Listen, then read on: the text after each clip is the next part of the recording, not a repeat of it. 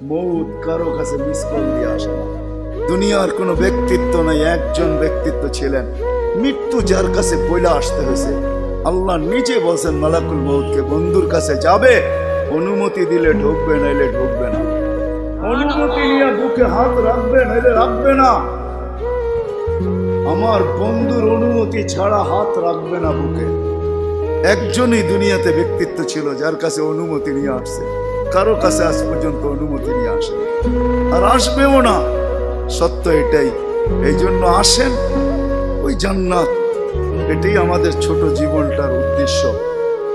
এই জন্যই আল্লাহ ডেলি ডাকে, 5 বেলা ডাকে, গ্যারান্টি দিয়া ডাকে, সিল লাগায় ডাকে। ইদা সালুহা সালুহা সাইরুল আমাল।